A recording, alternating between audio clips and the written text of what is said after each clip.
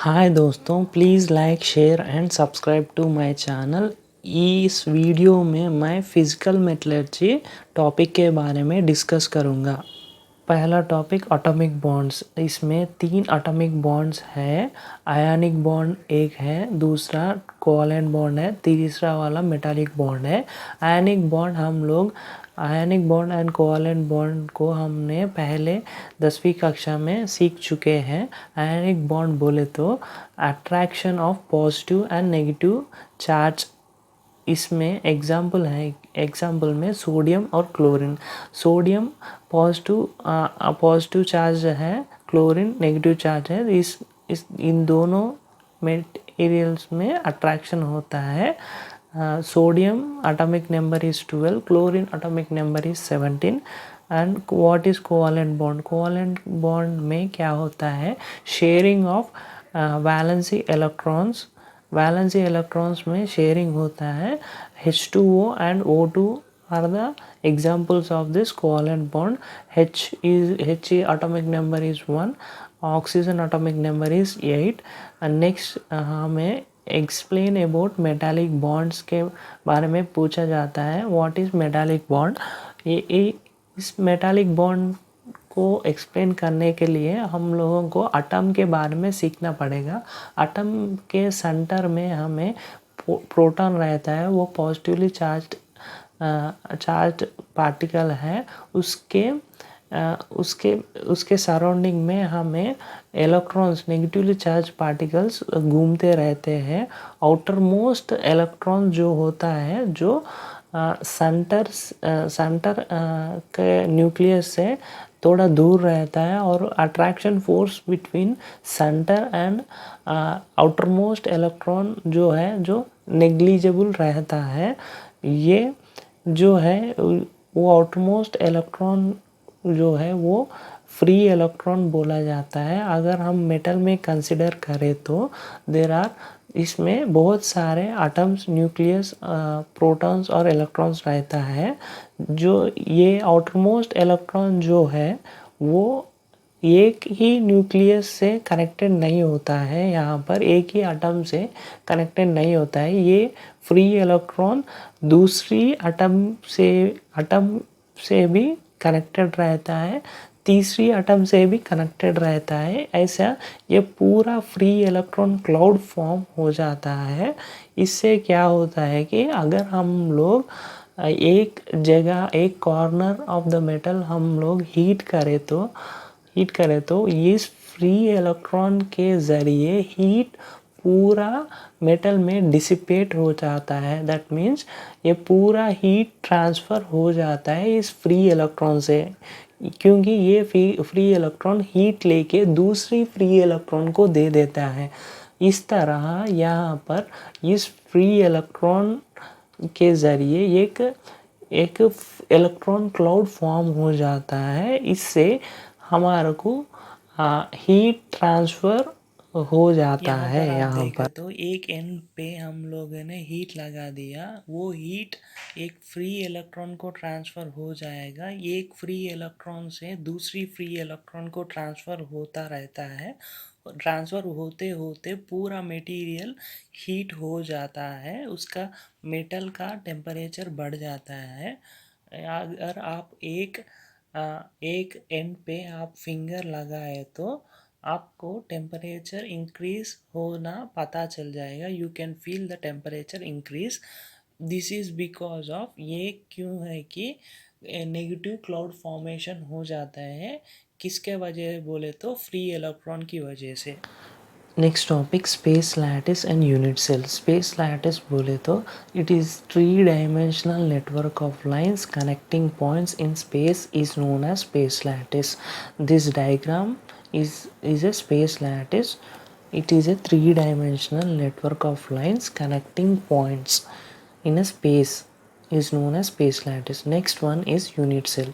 The smallest unit having full symmetry of space lattice is known as unit cell. That means यहाँ आप space lattice से एक smallest unit को बाहर निकाल के ये एग्जामिन करें तो उसका रिजल्ट्स जो है it should represents the space lattice. अगर आपका यूनिट सेल FCC या BCC कुछ है तो आपका स्पेस लैटिस भी FCC या BCC होगा। FCC और BCC के बारे में आगे वीडियो में हम डिस्कस करेंगे।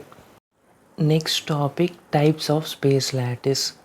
फर्स्ट वन है क्यूबिक, सेकंड वन है रोम्बोहेड्रल, थर्ड वन है टेट्रागोनल, फोर्थ वन है हेक्सागोनल, फिफ्थ वन है ट्राइक्लिनिक, सिक्स्थ वन है ऑर्थोरोमिक, सेवंथ वन है मोनोक्लिनिक। ये पूरा रिमेंबर करने के लिए थोड़ा मुश्किल होता है, याद करने के लिए मुश्किल होता है, इसलिए एक शॉर्टकट है कि सी, पहला वाला सी है, दूसरा वाला आर है, नेक्स्ट वन THTOME। यहाँ पर CR द टॉम, यहाँ पर ई नहीं रहता मगर आप अज्यूम कर लो CR द टॉम। ये CR बोले तो क्लास रिप्रेजेंटेटिव बोला जाता है। याद करने के लिए ये सिंपल तरीका। ये स्पेस लैटिस आगे जाके फर्दर डिवाइड हो जाता है। सिंपल क्यूबिक में simple cubic, body centred cubic, face centred cubic रहता है। टेट्रागोनल में simple tetragonal, body centred tetragonal, ऐसा फर्दर सब डिवीजन हो जाता है। 14 sub division of Brevis indices, 7 space lattice and 14 Brevis indices है। नेक्स्ट टॉपिक में डिफाइन लैटिस पैरामीटर। आप यूनिट सेल लेने के बाद एक्स एक्सिस, वाई एक्सिस और जेड एक्सिस ड्रॉ करेंगे। ड्रॉ करने के बाद उसका एंगल आप डिनोट करेंगे। एक्स और वाई के बीच में अल्फ़ा,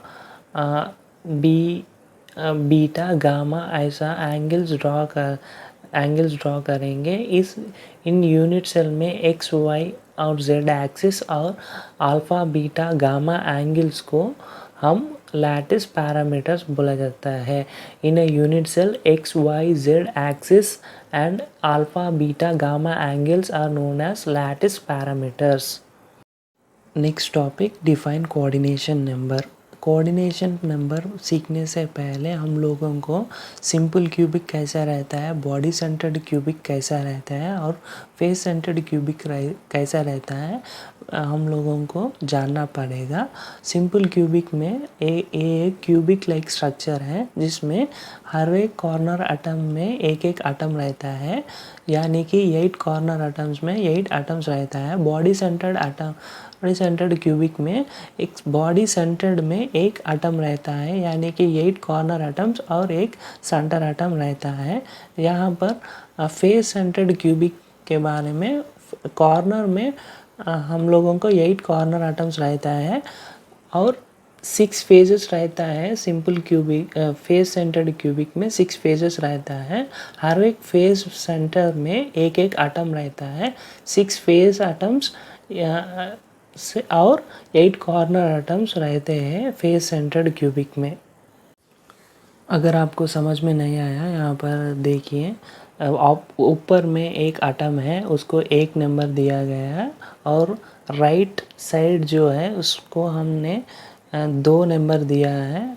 फ्रंट्स और नीचे बॉटम का हम लोगों ने 3 नंबर दिया है और लेफ़्ट साइड को हमने 4 दिया है और बैक साइड वाला आटम को हमने 5 नंबर दिया है और फ्रंट साइड जो हमारे को सामने से दिखता है उसको हमने 6 दिया है, यानी कि 6 फेजेस में 6 एटम्स है।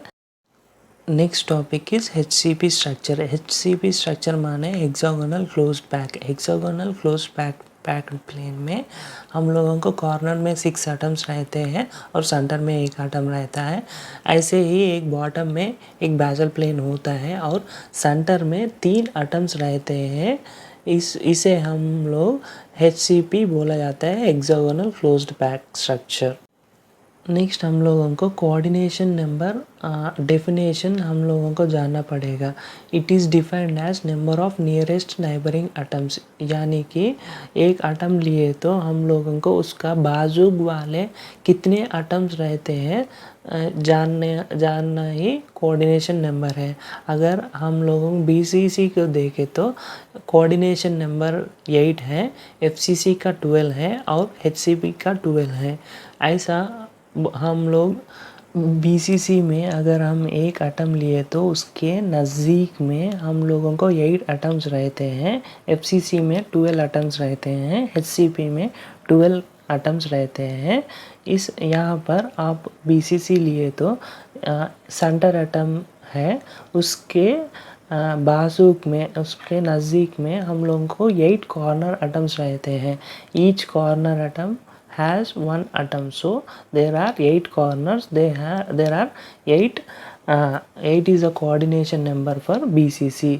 माने सेंटर एटम के नज़दीक में हम लोगों को कॉर्नर एटम्स 8 है, तो 8 is the coordination number for BCC। Next topic coordination number of FCC is 12। यहाँ पर हम लोग FCC क्रिस्टल स्ट्रक्चर 8 कॉर्नर्स में 8 एटम्स रहते हैं और 6 फेजेस में 6 एटम्स रहते हैं FCC में। अगर हम लोग लेफ़्ट साइड एटम को बेस बना के हम लोग उसके नज़दीक में एटम्स जो है हम लोग फाइंड आउट करें तो एक कॉर्नर एटम, दूसरा कॉर्नर एटम, तीसरा 4 कॉर्नर एटम्स यहाँ पर है और इस एटम को बेस बना के हम लोग नज़दीक में फेजेस पीछे वाला 5th नंबर देंगे और ऊपर एटम जो है नज़दीक में 6th और इस तरफ जो है फ्रंट साइड उसको हम 7 देंगे और नीचे वाला एटम को 8 नंबर देंगे।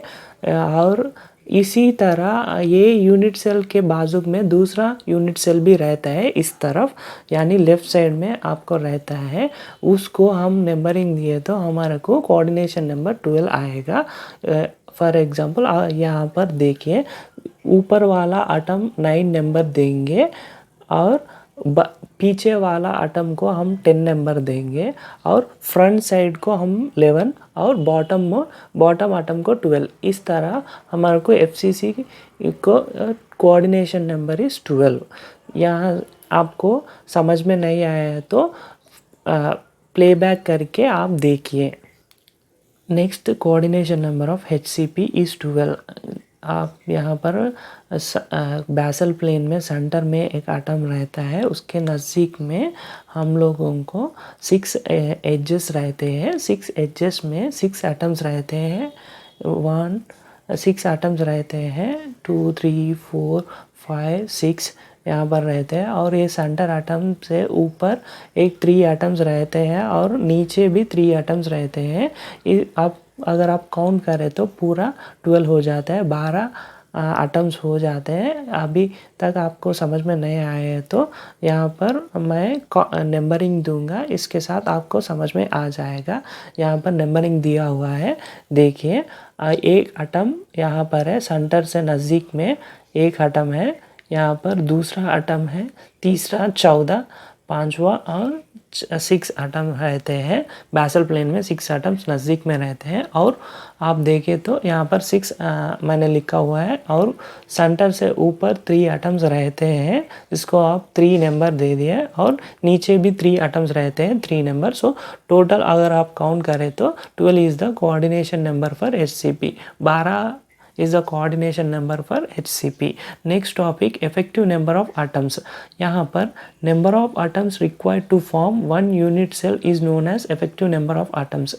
यानी कि एक यूनिट सेल पूरा बनने के लिए कितने number of atoms are required, कितने एटम्स चाहिए एक यूनिट सेल बनने में is known as effective number of atoms.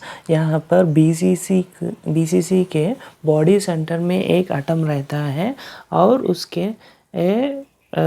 उसमें हमारे को कॉर्नर में 8 एटम्स रहते हैं, यानी कि BCC के कॉर्नर में 8 एटम्स रहते हैं और 8 एटम्स 1/8 ही इस यूनिट सेल में पार्टिसिपेट करते हैं और इससे हम 8 इंटू 1/8 करते हैं, क्योंकि एक एटम 1/8 ही इस यूनिट सेल में पार्टिसिपेट करते हैं और दूसरा जो है वो दूसरी यूनिट सेल में पार्टिसिपेट करते हैं। यहाँ पर सेंटर में एक एटम रहता है, वो पूरा इसी यूनिट सेल में पार्टिसिपेट करता है, यानी BCC में effective number of atoms is 1 + 1, that is 2. BCC में effective number of atoms required to form BCC is 2. Next हमारे को effective number of atom for FCC भी फाइंड आउट करना है। हम BCC में जो मेथड यूज़ कर रहे हैं उसी तरह हम लोग FCC का भी फाइंड आउट करेंगे। यहाँ पर कॉर्नर आटम्स जो है BCC में और FCC में 8 कॉर्नर आटम्स रहते हैं, यानी कि 8 इंटू 1/8, क्योंकि एक एटम 1/8 ही इस यूनिट सेल में पार्टिसिपेट करते हैं। उसका आंसर है 1।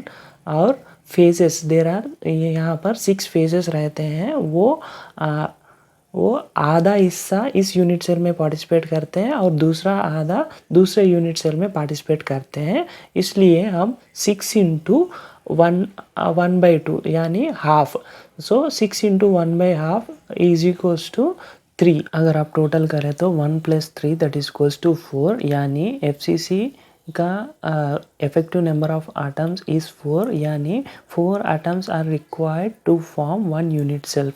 Next effective number of atoms for HCP। यहाँ पर एक बेसल प्लेन और बॉटम में एक बेसल प्लेन रहता है, सेंटर में 3 एटम्स रहता है। यहाँ पर आप देखें तो 6 कॉर्नर्स में 6 एटम्स रहते हैं। सेंटर में एक एटम रहता है, यानी कि 6 कॉर्नर्स में 6 एटम्स 1/6 ही पार्टिसिपेट करते हैं इट्स यूनिट सेल में। 6 इंटू 1/6 इज इक्वल्स टू 1। और सेम यहाँ पर 6 इंटू 1/6 नीचे वाले में, और सेंटर में 3 एटम्स रहते हैं, वो पूरा इसी यूनिट सेल में पार्टिसिपेट करते हैं। 1 into 3 that is equals to 3। और एक सेंटर एटम्स है, 2 सेंटर एटम्स यहाँ पर देखो, ये और बॉटम में एक सेंटर एटम रहता है। ये आधा हिस्सा इस यूनिट सेल में पार्टिसिपेट करता है, दूसरा आधा हिस्सा ऊपर वाला और नीचे वाला यूनिट सेल में पार्टिसिपेट करते हैं। यहाँ पर 2 सेंटर एटम्स है, 2 into half is equals to 1। यहाँ पर अगर आप काउंट करें तो 1 + 3 4 5 6।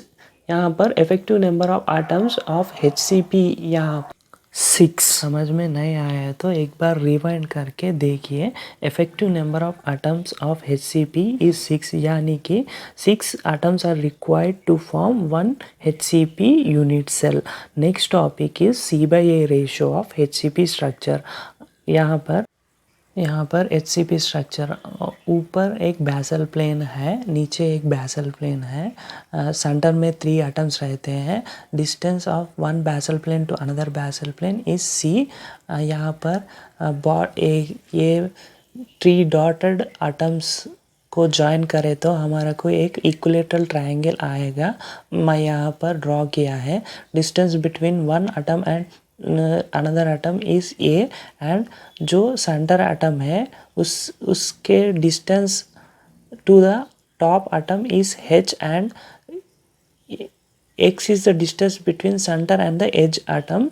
यहाँ पर द लेंस हो जाने के बाद यहाँ पर हम लोग राइट एंगल हाइपोटेनस रूल के हिसाब से हम हाइपोटेनस फाइंड करेंगे, यानी कि H² + X² is equals to A²। यहाँ पर हाइपोटेनस A² हम लोगों को फाइंड करना है, इसलिए हम लोग H² + X² करें तो हम लोगों को A² आएगा। मगर यहाँ पर एक इक्विलेटरल ट्रायंगल फॉर्म हो गया। हम लोगों को पता है एक इक्विलेटरल ट्रायंगल में एंगल्स पूरा 60 डिग्रीज हो जाएगा और लेंस पूरा इक्वल हो जाएगा, यानी हर एक एंगल यहाँ पर 60 डिग्रीज है। मगर आप देखें तो लाइन ऑफ एक्स बाइसेक्ट कर रहा है इस एंगल को। यहाँ पर एंगल बाइसेक्ट हो गए इक्वल हाफ्स में, यानी 60 एंगल इज बाइसेक्टेड इनटू 30-30। या और ये लाइन जो है ये डिस्टेंस ए पॉइंट और ए पॉइंट का डिस्टेंस में हम लोग डिवाइड कर ए बाइसेक्ट हो गया, राइट एंगल ट्रायंगल फॉर्म हो गया, और द लेंथ जो ए हम लोग कंसिडर कर रहे थे वो बाइसेक्ट होके a/2 यहाँ पर हो गया। यहाँ पर cos 30 हम लोग अप्लाई करें तो एडजेसेंट बाय हाइपोटेनस हो गया। अगर हम sine is opposite side by adjacent side, यहाँ पर cos 30, that is why we are taking adjacent by hypotenuse. या cos 30 का वैल्यू यहाँ पर √3/2 इज इक्वल्स टू a/2x। यहाँ पर x वैल्यू सब्जेक्ट करें तो a/√3 आएगा। ये वैल्यूज़ हम x में सब्स्टिट्यूट करेंगे, x वैल्यू आ गया, x यहाँ पर सब्स्टिट्यूट करेंगे a/√3 whole square, and h का वैल्यू जो है हम लोग h is equals to c/2, क्योंकि h जो है c में आधा है, हम लोग ये स्क्वायर अप्लाई कर देंगे h स्क्वायर, और x square is equals to a square. यहाँ पर अप्लाई करें तो हम लोग को c square plus 4 plus a square plus √3 यहाँ पर कैंसिल हो जाएगा, 3 आ जाएगा। नेक्स्ट यहाँ पर हम लोग a स्क्वायर बाई 3 इस तरफ है पॉजिटिव साइन, हम लोग उस तरफ लेके जाएंगे, a स्क्वायर बाई 3 उस तरफ लेके जाए तो a square minus a square by 3 हो जाएगा। यहाँ पर हम लोग LCM कर देंगे, करे तो 3a square minus a square divided by 3 हो जाएगा। फर्दर हम लोग सिंप्लीफाई करें तो हमारे को आंसर 2a स्क्वायर बाई 3 आ जाएगा।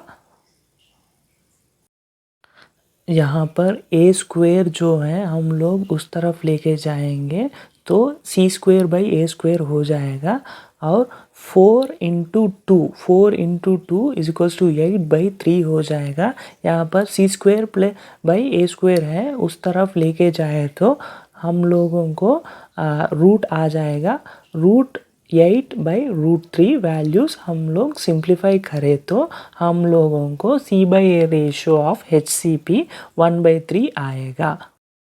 Next topic is calculate the packing factor of BCC, FCC and HCP. Packing factor is defined as the ratio of volume of atoms in unit cell to the volume of unit cell। यानी कि यहाँ पर packing factor बोले तो volume of atoms in unit cell divided by volume of unit cell.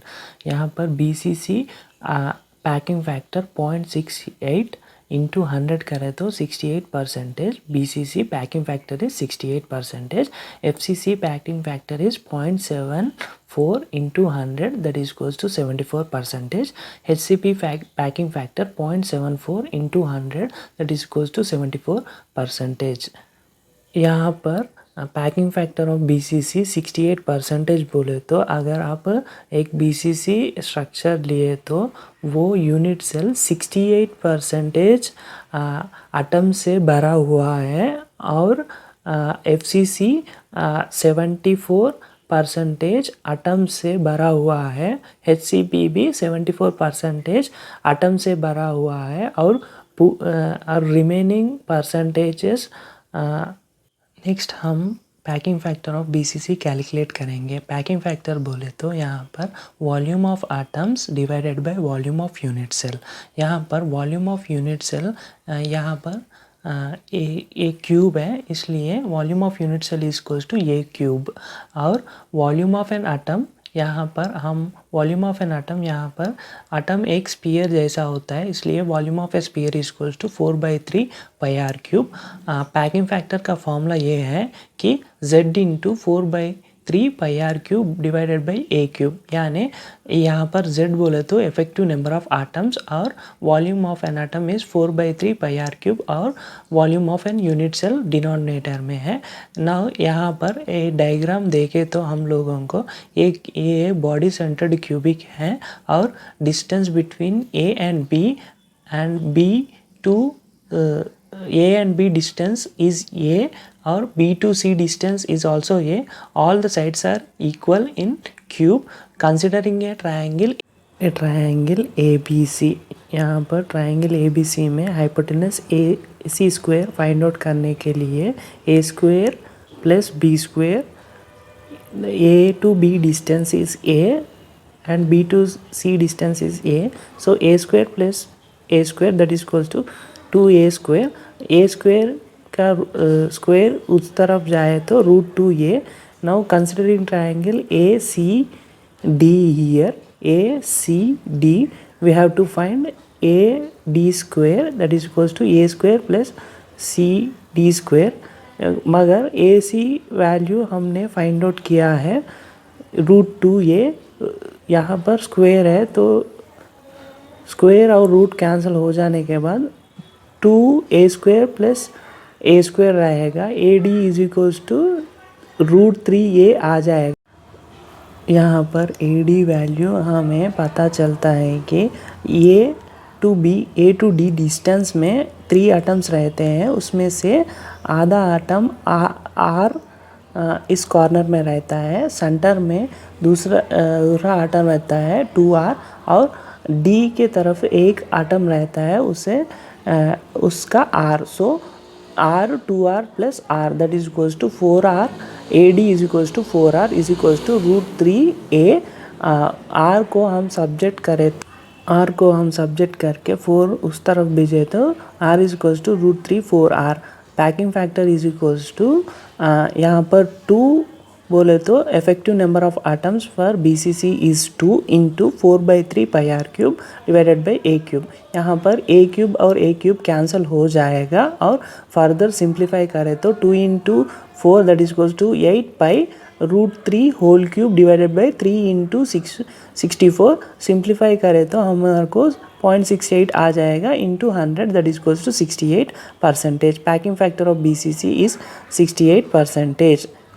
Next, packing factor of FCC. Packing factor is equals to volume of atoms in unit cell divided by volume of unit cell. Volume of unit cell is equals to A cube. Volume of atom is equals to 4/3 pi r cube. Packing factor formula is equals to Z is equals to effective number of atoms into volume of atoms divided by volume of unit cell. If you considering a triangle ABC, we have to find hypotenuse AB is equals to BC square plus CA square. AB square is equals to A square plus A square that is equals to AB is equals to 2A square. If you take square that side √2A, but AB is equals to √2A.